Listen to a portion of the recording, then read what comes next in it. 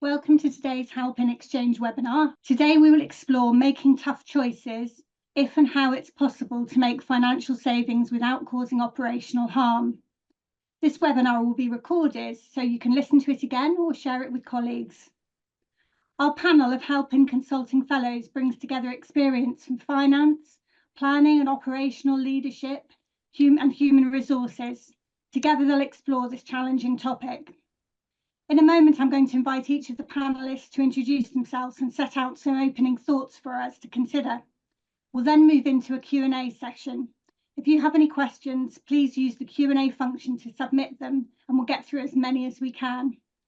So I'm going to first invite Bob to give us some opening remarks. Bob, over to you.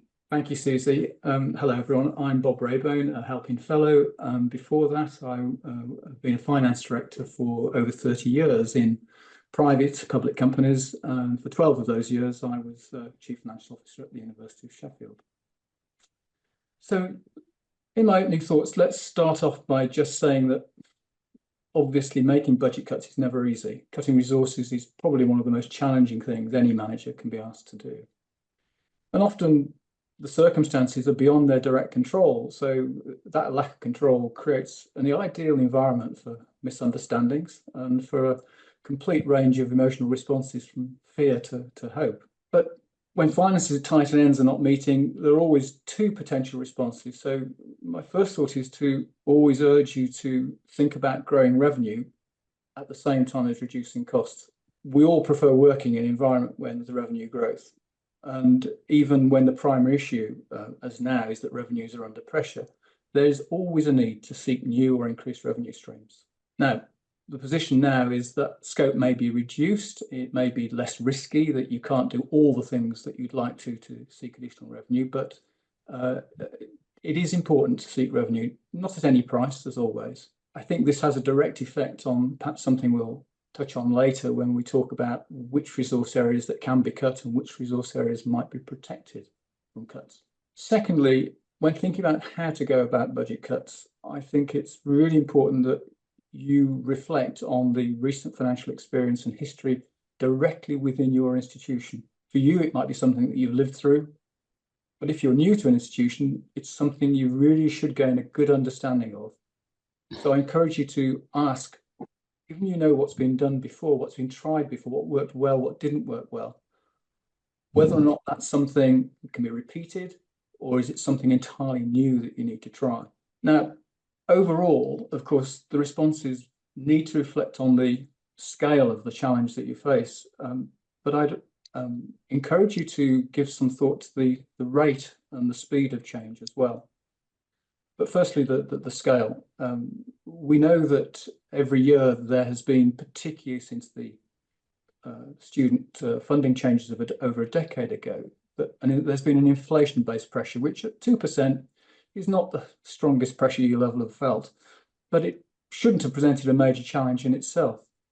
But if it's not been resolved year by year, it's become an annual grind, and it may have resulted in repeated pressures for efficiency gains, repeated restructures, repeated voluntary redundancy schemes. But the scale that we're hearing about this year, and the backdrop for this particular seminar today, is that the scale of possible revenue reversals that have been considered and reflected in forecasts at the moment for overseas student recruitment are likely to wipe out their gains over recent years. So we're up well above the 2% level for many institutions in their current thinking. And as I meant by the use of rate of change, I think that's not only about when you take decisions, but the period the reductions need to be targeted. Sometimes this timing aspect changes the whole character of the nature of reductions you seek. A lot more can be achieved in the long term in structural change if the whole scope of the project is a longer period to actually achieve it. And what this leads to is perhaps one of the best techniques for seeking cuts and creating an environment for dialogue and iteration is to ask the question, what's the best level of cuts to seek? And what would the responses be if those cuts were 5%, 15%, 25% over different levels and over different timeframes? What can we do within the next 6 months, and what may take 2 or 3 years to respond to? So looking at then the different responses and going around that loop with colleagues, whether you're the budget holder or managing other budget holders, will enable you to actually decide the different priorities between what can be cut, what worked well, and what leads you to think that perhaps the right decisions ought to be taken. So, as many of you have recently settled your annual financial forecasts, I think you've probably also got that ideal time of the year to actually reflect on how well that went and whether or not a different approach is required for a specific exercise of cutting, rather than purely budget setting as an annual round. So those are my opening thoughts. Just to wrap up, do consider potential revenue opportunities, do reflect on institutional memory, and be clear about the scale and rate of change required. And lastly, just to say from my experience, it's very clear that the larger and more challenging the scale of changes are, then you need a much wider and structured engagement, not just ad hoc, and communication becomes even more vital both within the executive team and the whole institution. Thank you. I'll hand back to Susie. Great, thanks, Bob. Thanks for opening us up. I think we're going to move on to Caroline.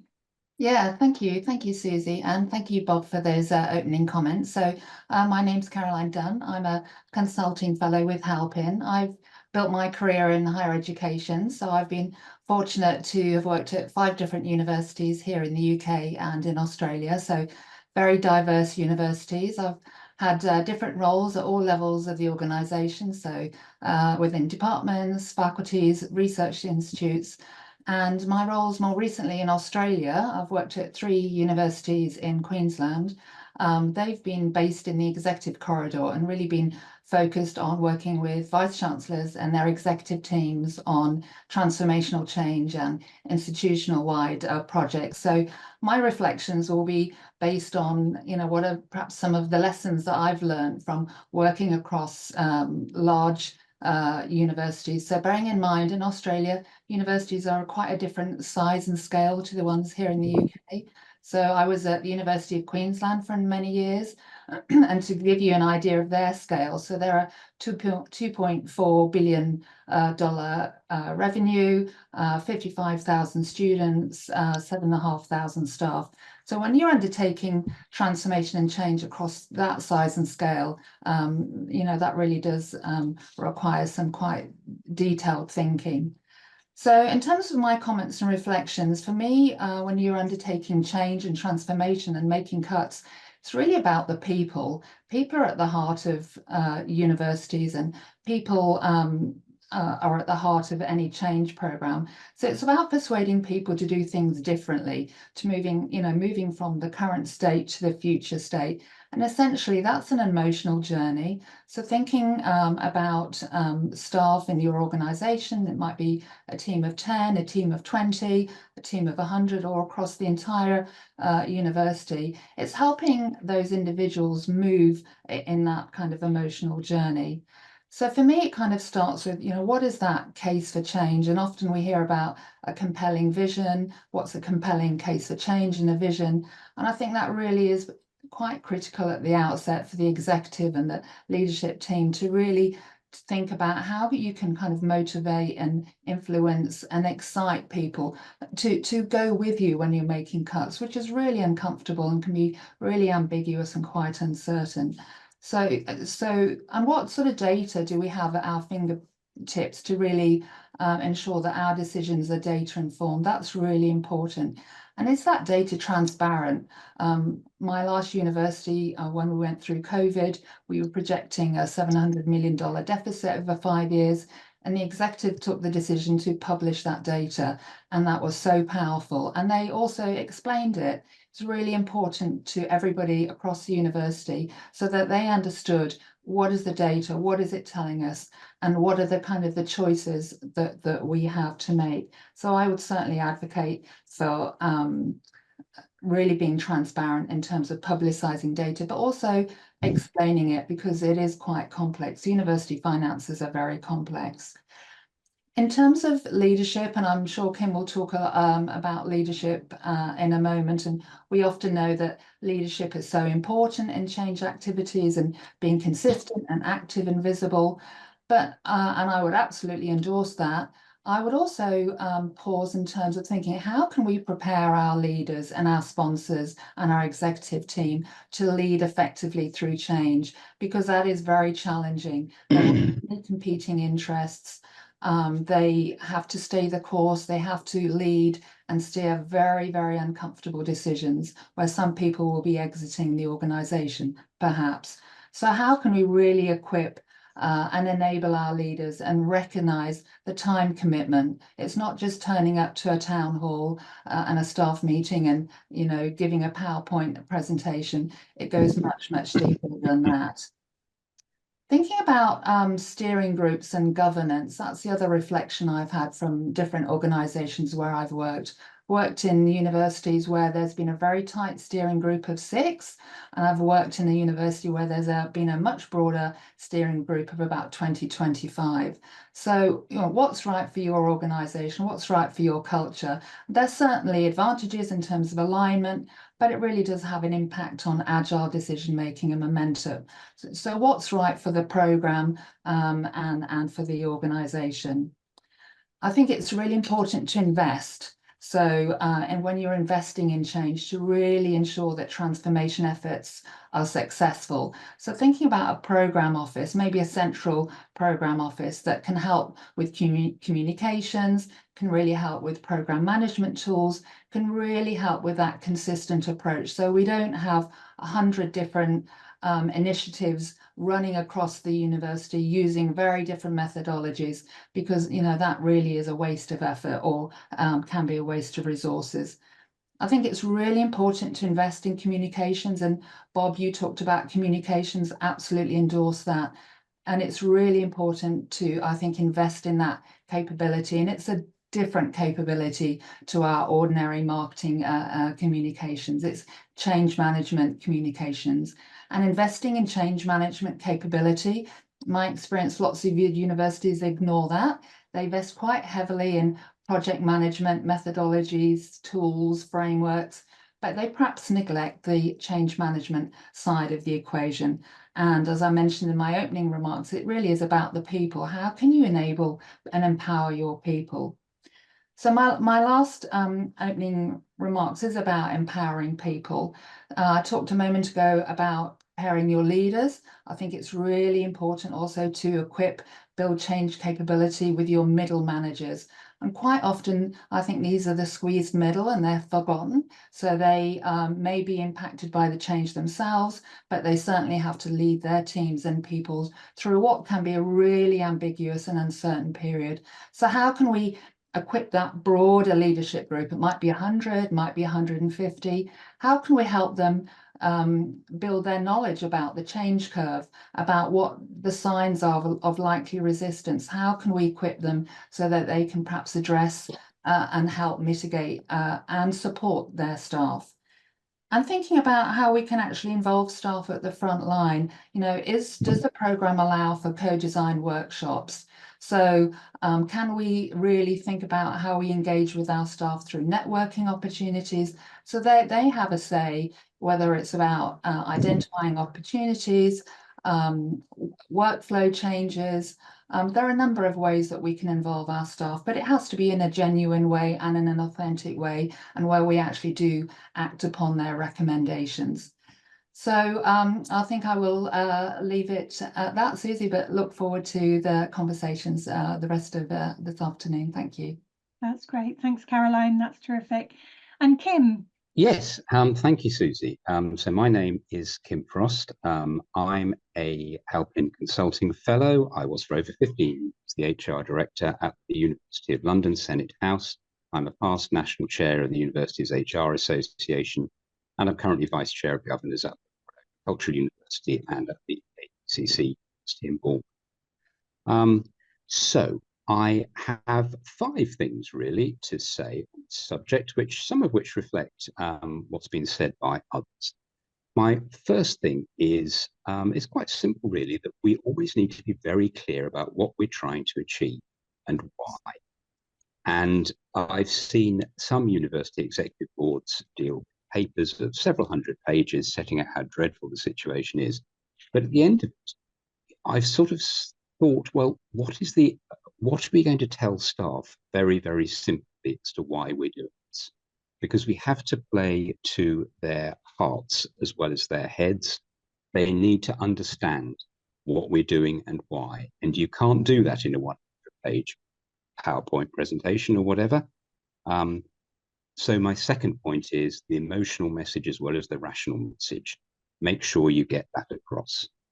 Now, the third point is about leading from the top, which we've heard about already.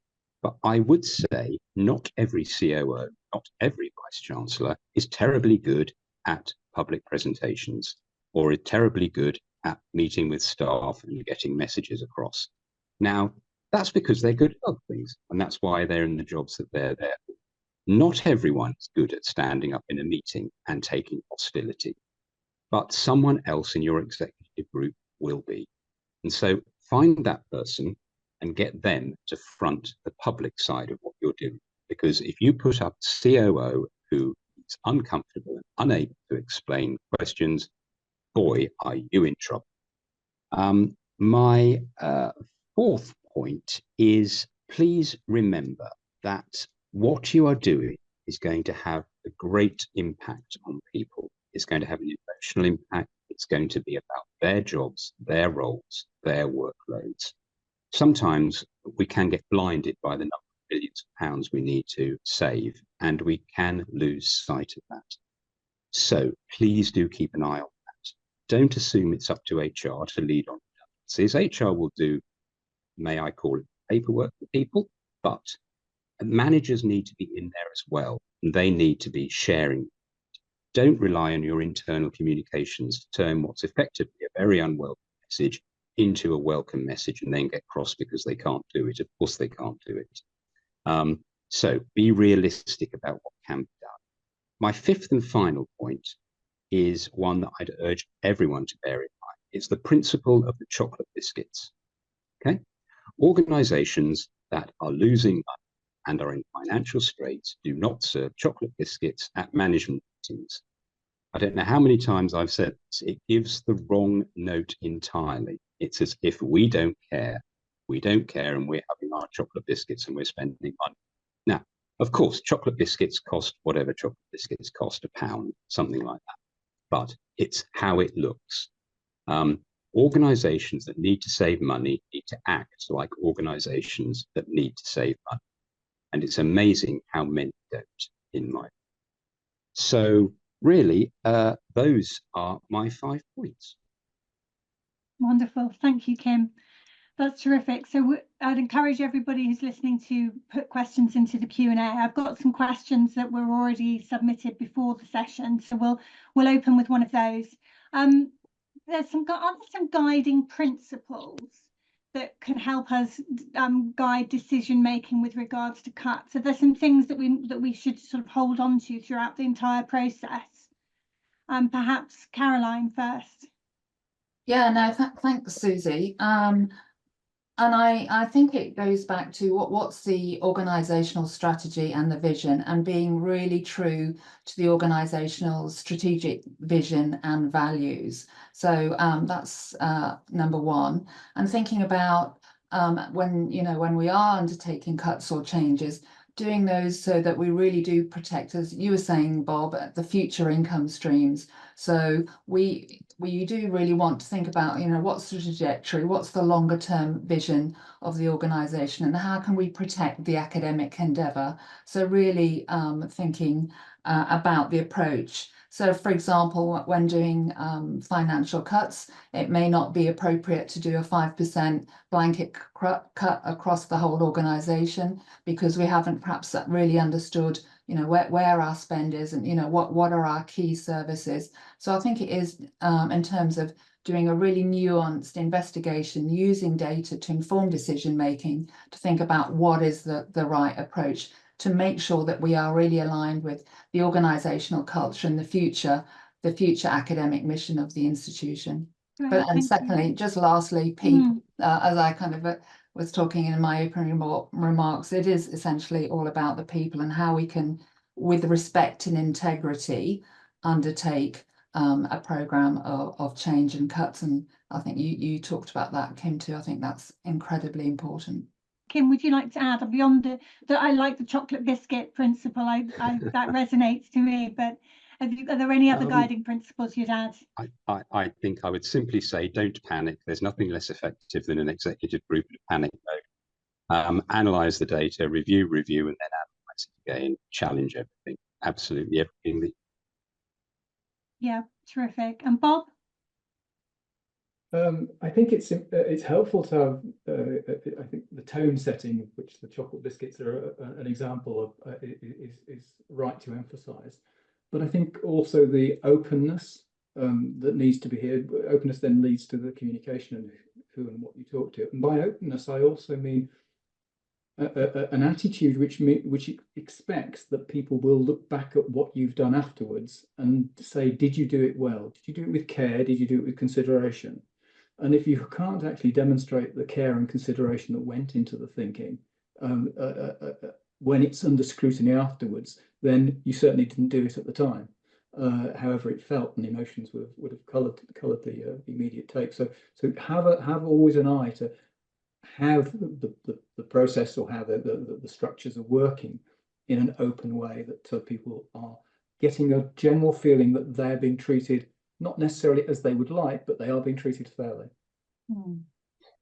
Right, thank you. So we've got a question from Will Kitchen, and Will's asking about what can executive teams do in addition to town hall meetings and traditional internal communications, emails and so forth, to communicate vision and share data and explanation. Are there any innovative strategies for internal communications that you've come across? Perhaps Kim? Yeah, I would say communication is something that people say you can never do too much of. Well, that's probably true as long as you do it properly. I would say that in addition to all the things that have been said there, we just need to encourage managers to incorporate the principles of whatever the strategic change that we're trying to make into everything that they do and the way that they do it, and constantly make clear to their teams, for example, we're doing this. It may not seem anything to do with the restructuring program, but we're doing it for that reason. I really, really am an enormous fan of getting senior managers out of their offices sometimes, just wandering around the building. Just if you're lucky enough to have a cafe or a canteen, get them to go and have their coffee in there. Let people come up to them and ask them questions, let them deal. Please don't let them sit behind their office doors sending out emails to everyone. However much you communicate, some people will always believe you're not telling them something, always, or they will deny that you told them something that you know you've told them 5 times. So bear that in mind and just be a bit kind about the way that human beings absorb information that's alarming. Thank you. There's kindness in repetition, isn't there, in repeating those messages? Anything that, Caroline, would you like to add anything? Yeah, no, thank you. I think that's a really important question and absolutely endorse what you've said, Kim. There has been some research about communication in terms of who communicate. It's about givers, receivers and senders. So there has been some research about how often do you have to hear a message before it's really understood and who gives you that message. So there's been lots of research that if there's the COO or the executive gives a message maybe in a virtual town hall, and then if the individual staff go away, and if it's reinforced by their direct manager, then they really do understand it at a kind of a much deeper level. So giving some thought to who gives the message, what is the message, and that's where I think a central communications team can really come in. So one of the strategies that we used to do at one of the universities I've worked in Australia is think about a collateral pack, an information pack, which you give to your broader leadership group. So that might be 120, 150 people in advance of an all-staff town hall. So they have all of the information, and you give them more detailed information to FAQs, so that they really are equipped. They understand if it's about VR processes, they know the timeline, they know all of the detailed FAQs, because individual staff on the ground, they want to know, how does it impact me? What's going to happen to me? When will I know?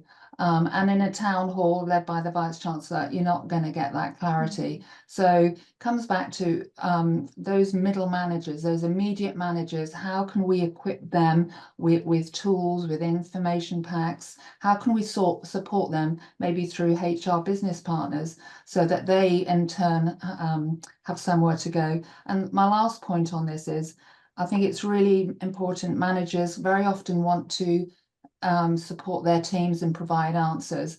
And I think we have to equip our middle managers, if they get a question, they don't know the answer, to say, I don't know the answer. I'll take it, I'll notice, I'll get back to you. Quite often people get a bit blindsided, and they want to provide a reassurance to their teams, but actually if they give them the wrong information, it can be actually, quite challenging. So we have to equip our middle managers to say, if you don't know the answer, it's okay to say, I'll come back to you, which is where I think HR business partners can really play a part in giving that detailed knowledge. Sort of question around balancing cuts to professional services, which can be done quite quickly, with cuts to academic programs, which take longer but might save longer over the longer term. So how do we balance those two, cuts to professional services and cuts to academic programs? I don't know whether, Bob, perhaps you've got some thoughts on that. Yes, it's a really good question. I have to say that the two parts of universities are very different in their timing and their responses of what they can do.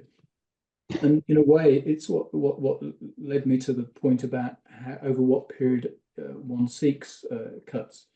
And in professional services, often some expenditures of professional services, if we're not talking directly about the teams and people, are actually they're controlling such large budgets for the institution as a whole, that actually the timing of commitments of when you do a particular activity can be pushed back. So it doesn't get cut, it just gets deferred, and the impact is identical. And this is often forgotten, that you say, okay, we were going to do this work, we're still committed to doing it, but we can't do it now, we do it in a year's time or whatever. So part of the thinking of how you can respond is, what can you do quickly but not completely chop? And that gives a very different characteristic to people change. I'm very fond of the observation by financial rating agencies when they're looking at universities, is that they view staff as a fixed cost.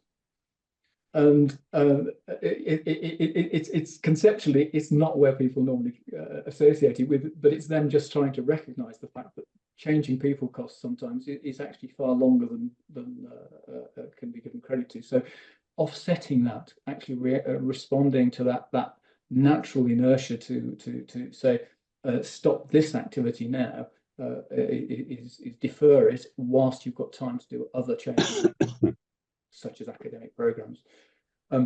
We know that the natural cycle of recruitment, and perhaps Kim would add a little more to this, is such that for this coming academic year, the decisions on who to appoint were made broadly a couple of months ago.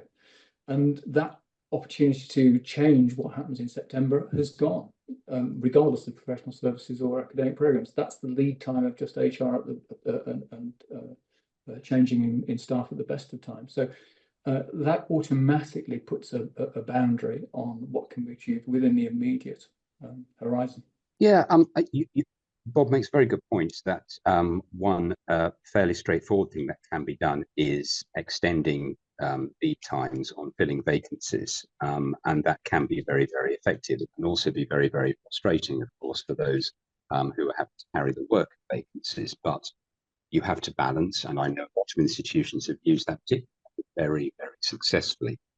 I think when you're trying to balance between academic and professional services, you do, as Bob says, you have to bear in mind different lead times involved and how quickly you need to make savings.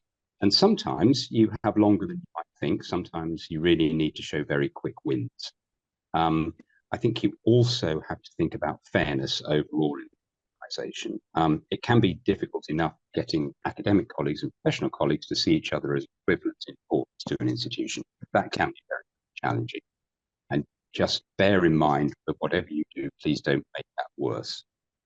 Do try and let everyone feel that they're in this together, and that you're acting as a whole institution together.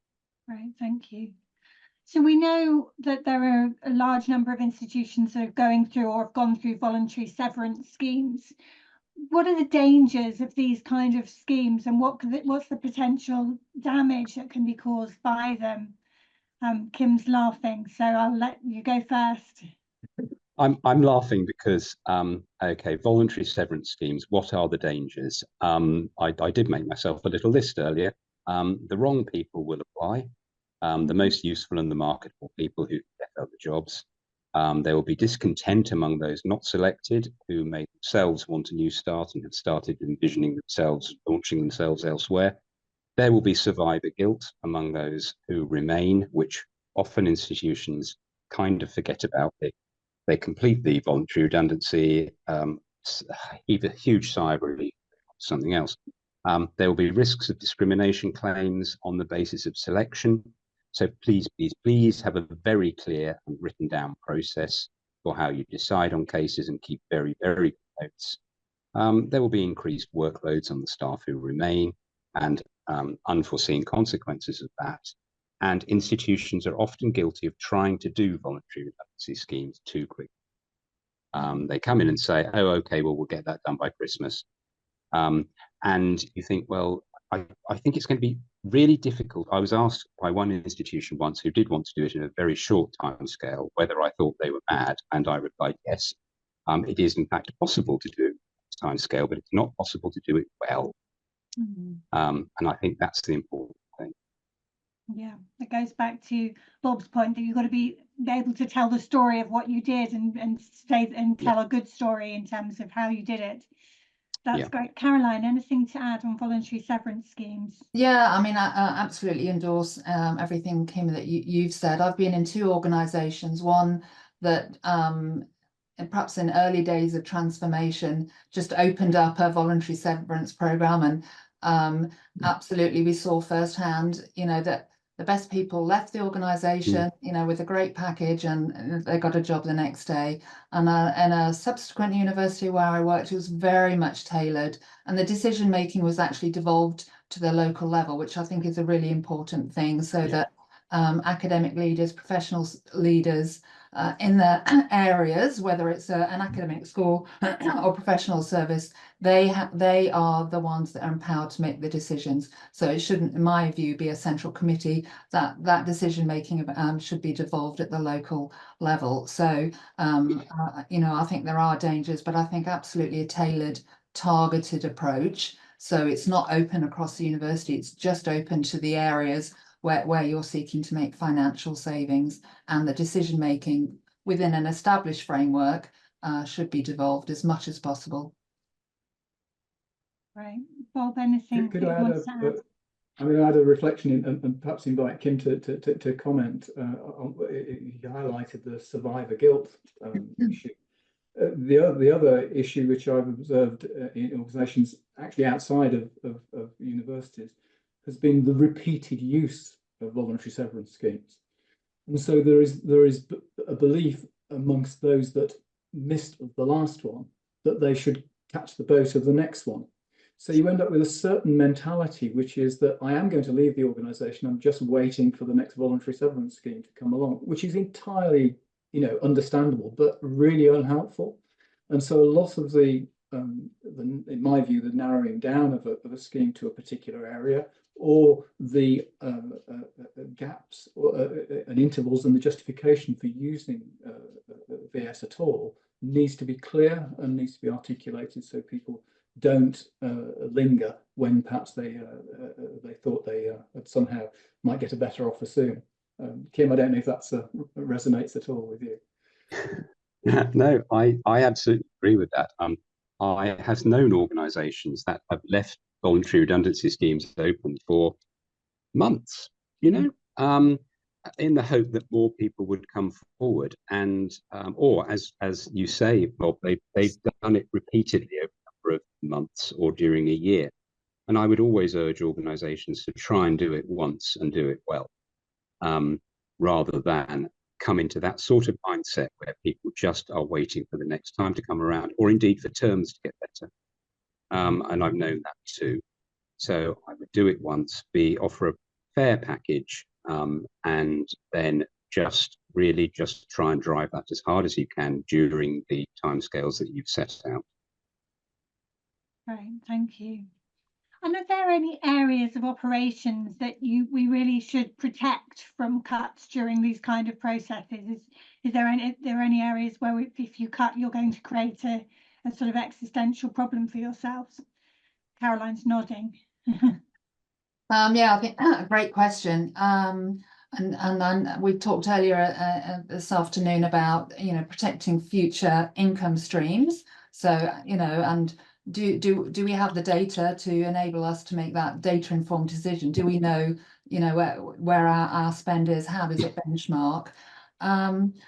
I think the other thing to think about is in terms of how we run our services, in terms of the level of the service. So do we need a gold-plated service over here, or can we have a fit-for-purpose service over here? So to really think about what services really differentiate us as an institution, and where do we really want to excel? So there are the areas perhaps that we might want to, we might be prepared to invest higher than perhaps the benchmark in terms of those services, because they are core to our strategy, they are core to our future mission. Other areas we might be happy and take a conscious decision that we're just going to have fit for purpose services. So I think there are different ways of looking at a really important question about, you know, how do we differentiate ourselves, and how do we protect our future income streams, and how do we protect our institution strategy? And so that's my initial thoughts on that one. Thank you. It's always difficult that if you have a flag around which people are willing to jump, that then all of a sudden there's a piece of game playing. If you've actually said an area is completely protected, then it's at risk of then being loaded up with things that have got some tangential relationship to the cause, which is why I agree entirely with Caroline's comments about specific services. And to use an example, such as the increase in very specific groups of colleagues that have come in recent years relating to the well-being and mental health of our students. Really important service, and yet as a headline, if you cut that, not only do the headlines, is the reporting of that really tough to handle, but equally, because it's been a relatively, in some areas, it's been going on great experience and therefore being well targeted, it still needs to go through the rigor of saying, can we do this differently? Do we need to change the scale of it? Do we need to integrate it in a different way with other parts of the organisation? So whilst at the outset you start off with an attitude of saying, yes, of course, this is an area that is highly sensitive, and we should seek to protect it if at all possible, but that doesn't stop you evaluating whether or not it can be changed in any shape or form. It's a case of not being crass with these things and not being too oversimplistic. I think, again, Caroline made the point earlier that if you seek across the board cuts, if you ever do everybody's losing 5%, it's a very spurious approach to fairness.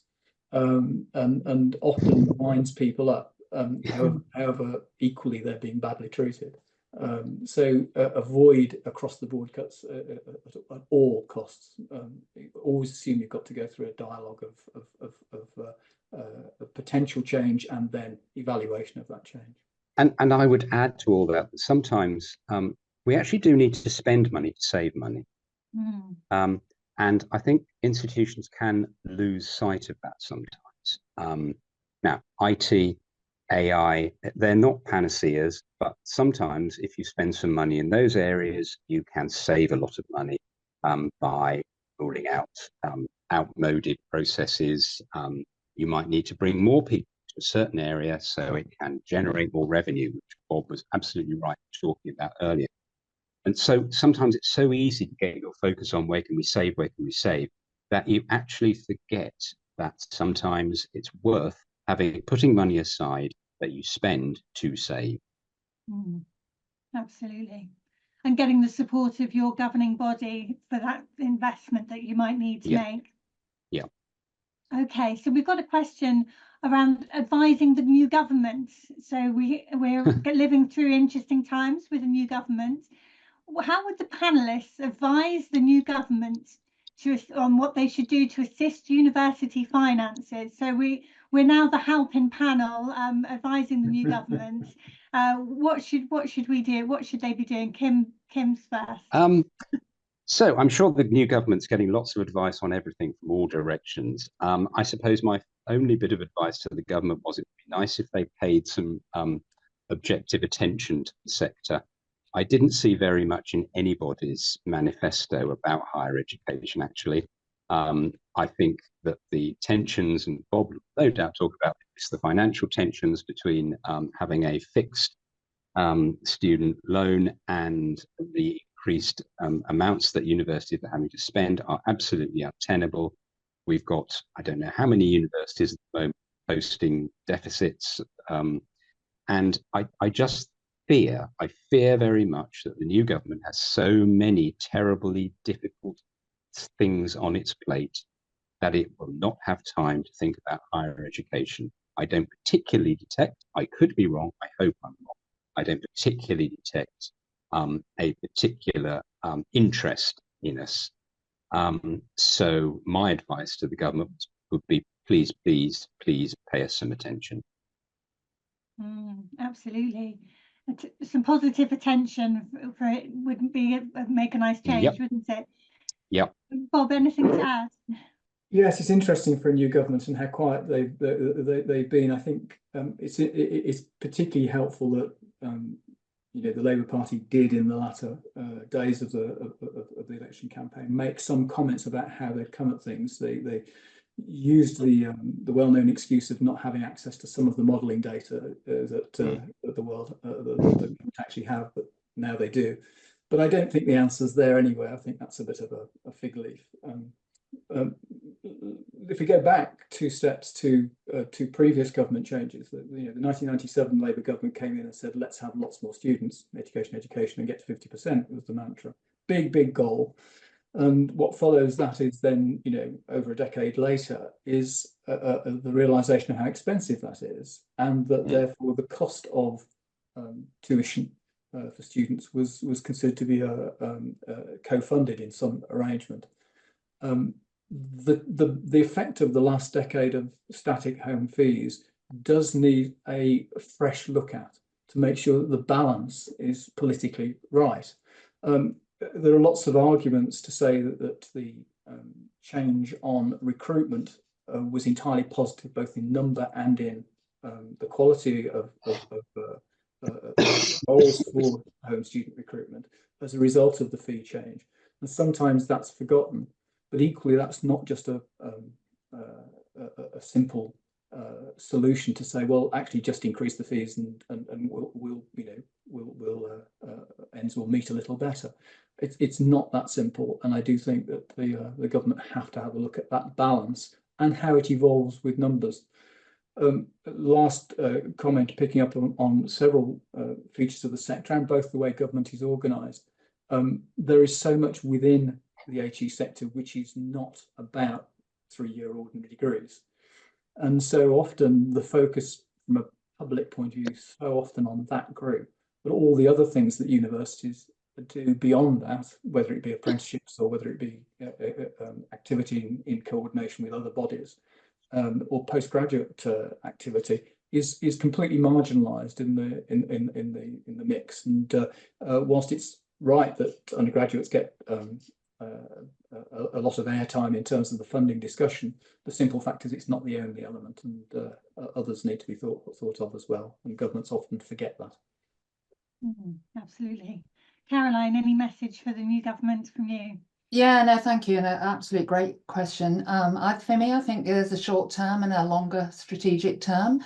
So in the short term, I think, I would, advocate for stabilizing the sector. Certainly, I kind of think early narrative around, from the new government towards higher education, I think is a stronger narrative towards universities, and I think that's very much welcomed. But I think the priorities in the short term is to stabilize the sector. So, what does that look like? Is there an injection of cash to kind of help with financial sustainability? But I think longer term, I think there's a really good opportunity to take a review, a bit similar to Australia, where the new government did quite a fundamental review about what it wanted for higher education, a reform plan and program. And that was the Universities Accord, and that was a committee, and I think it was done in partnership with universities and other bodies. And I think that would be a positive step here for us in the UK, really thinking fundamentally about the business model of universities and what role do universities have to play in terms of social impact in the economy. So I think there's a short-term requirement to stabilize the sector, and then I think there's a longer-term opportunity to really take a reflective view and think about, are our universities set up to really play the part that the government and broader society wants, and if not, how should we co-design and work with the government in terms of thinking about what that looks like for the future. There's been quite a lot of discussion recently around shared services and whether this is provides an opportunity for saving in the sector, and I wonder if that's something that government may start to, regulators may start to expect us to look at, and any views on shared services and the opportunity for savings? Bob first. Yes, it's a less of a mantra from government than it used to be. I feel at the moment, partly because of responses from not just institutions but collectives anyway. So if you look at, for example, the way that the government experienced the NHS and the way that has sought to do some sharing of services. What is very clear is that you can't ignore that specialist providers will have something that can often take out an activity from an institution. Now, we've seen lots of examples of particular areas, such as accommodation has taken out of a university almost completely in some cases to a third party. And whilst it's not a shared service, it is in a way in that there is a commercial body that is dedicated to doing something very specific. Another good example has been the existence for many years of procurement groups that actually support the sector in their buying power, and they've got that's evolved over the years, both with government help and with the growth of additional bodies outside the sector, which the sector can take advantage of as well. So they become groups. However, I have to say that I have a degree of cynicism for many of the attempts at some shared services where it isn't professionally led, i.e. there's some specialists and some expertise of the activity that are there. When somebody says, oh, if we just combine these services together, surely we can do it cheaper. Well, the evidence is completely out on that. All of the benchmarking that we see from when you compare two institutions of different sizes, has no evidence that being bigger is somehow more efficient. It's a very old, crude and mistaken, in my view, approach to life. Just bigger isn't better of itself, and therefore, I'm giving a twin message here, I guess. One is always look at every opportunity to buy a better sort of service, but secondly, just don't assume that bigger is better. I think the idea of shared services looks great on paper. You think there are these institutions, often only a few miles from each other, doing very similar things on HR, estates, accommodation, finance. Why on earth don't they just combine those departments and make massive savings for themselves? And that has, at times in the past, appeared a very attractive and cogent argument to people in government, and they've tried to get government departments or research councils to do. But I have to say that the experience of those involved in those, and actually institutions tend to be quite wary in the higher education sector of doing what I've just described. They like to hold on to their HR and their finance department. They might have a certain degree of outsourcing of certain elements of that, but they tend to keep them under their control. The experience in government departments of those that have gone to shared services hasn't, I have to say, been great. They've found that there have been some bottlenecks, some inefficiencies. You know, the one that I always think of is payroll. It always seems like a good idea to give your payroll to someone else to process. And then you discover that they want much earlier input dates than you actually have. And you have a much reduced ability to make non-standard payments, for example, and which is very, very important to an HR director, I can tell you, because sometimes you do that. So I back up Bob. Bob has his reservations. I have enormous reservations on the subject of shared services and whether they will actually bring you the savings that you think they will do. When you outsource certain activities to a commercial partner, I think the same thing applies, and there have been instances of universities doing that and then having to bring them back in-house, recruitment, for example, because it simply hasn't worked. Interesting. Okay, thank you. So we've got a question on the optics of executive pay. There will be remuneration committees around the country will have met and will have been talking about senior executive pay. This issue still causes issues when it comes to building community between upper management and other HE staff and students. Do you have any thoughts on the optics of executive pay?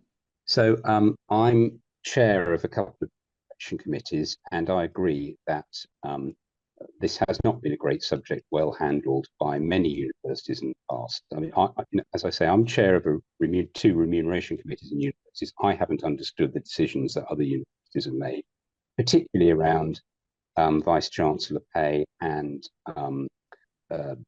executive group pay. It is very, very galling for staff when they have been held, and they were for a long time, there years of 1 or 2 or 3% pay increases, and they've seen the pay of their board of their executive increase greatly, and it hasn't been well explained. And the answer to that often is that perhaps there isn't a great explanation, in which case it should be being challenged by the board better than it is. I think boards now and remuneration committees are much better on this subject, following the sort of outcries that we've had. And I hope they will be better in future, because I think this is as sure a way as any to disconnect the leadership with the staff. So I know I'm not necessarily talking to an audience of remuneration committee members here, but that would always be what I would urge people to do. Think of what the staff are getting. What's the average pay increase for the staff? What are the performance pay arrangements, if any, for the staff? And if you have a reason to diverge from those when you're dealing with executive pay, be very, very, very clear about those reasons and be prepared to set them out very clearly in the remuneration report. And that hasn't been a great record in the past in many places, I'm sorry to say. Thank you. And should executive teams be deciding themselves not to take a pay rise in this situation? Of executive teams in the sector who've actually turned down either performance-based elements of their pay or an annual increase. And I think it's when it's done, it's alongside the tone and the chocolate biscuit approach to life that we talked about earlier. And so it's important to reflect. I take Kim's broader thrust of this. If it's not something that affects the whole of the staff, it's something that shouldn't affect the executive. And I think it's very difficult for an executive who've got or of individual range of experiences and positions to take a collective view, although sometimes it has been the case. I think it's putting it back to them as a group is creating a pressure that perhaps is you wouldn't apply in any other circumstance. But equally, if you can't explain performance-based pay or even the level of pay which particularly for vice chancellors, tends to vary enormously at the point of recruitment. The recruitment market and the particular demands of the institution tend to be the leading features of why a vice chancellor gets paid what they do. What they get paid after they're in the job is a very different subject to what they were paid when they took on the job. And again, that's back to explanation and openness. If you are going to have a vice chancellor, taking from the top, who's going to get paid a lot more money in the future, or even has the prospect of it, it's essential that that's understood more widely at the outset. Yeah. Kim, did you want to add to that? Yes, I mean, it can be a powerful message if in a time of financial crisis, an executive team says we are not taking a pay increase this year. I think my concerns come that we need to be very careful that everyone in that group is in agreement with that, and that they're being treated fairly in making that decision. That's where I would expect an HR director, for example, to have those individual conversations and be very clear about that. But it can be a very powerful message as long as it's not seen as simply performative. Sometimes people will say, well, we won't have a pay increase for the next 3 months. And then you see that after 3 months, they've actually received it a bit of back pay as well. That's kind of, everyone's going to be a bit cynical about that. So yes, it can be a powerful message, but it needs to be thought about and handled. Great, thank you. So one final quick question from each of you. When should an institution bring in external advisors to help with budget saving processes? What would be the sign that you need external advice? That's a very good question, and I think often universities have been burnt. They've brought in external advisors, spent millions on cases, and sometimes that's been well received, and sometimes it hasn't been well received.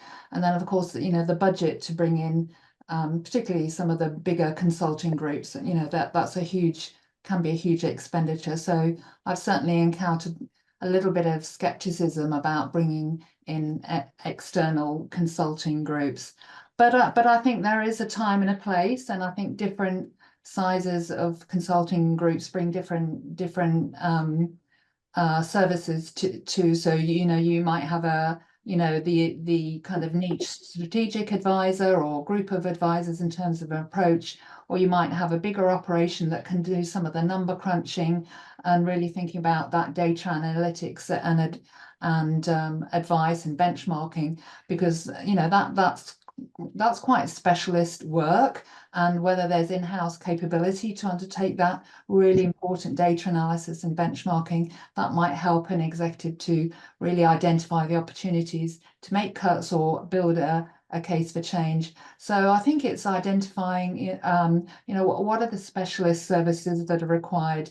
Do we have them in-house? And also at scale, and sometimes universities and executive boards have to move quite quickly. So quite often buying in external help can really help get that information quickly over the line. But I think it's important to be very clear as an executive, what is it you want? What is your time frame, and what's your budget? How much are you prepared to pay? Great, thank you. Kim, any final thoughts on external counsel? Yeah, I think very simply and quickly, I think if an organisation feels it's starting to suffer from organisational panic, and we've all seen that happen, then having somebody external, independent and trusted who come in, stand with you and say, look, this is where you are, and this is kind of what you need to do, based on the experience that we've had with other institutions, can be immensely valuable. Great, thank you. Bob, your final word from you. Only to reflect that the comment about spending to save money is helpful, and when you've got something very specific and you've got an expert, then that's the right time to appoint them. And the example that Kim's just given of organisational distress is perhaps a good example of that. But be very specific. The brief and the expectation has to be really quite tight. Otherwise, all consultants can go off the track and produce all sorts of strange results. So keep the brief tight and make sure they've got the right expertise for what you're seeking. Wonderful, thank you.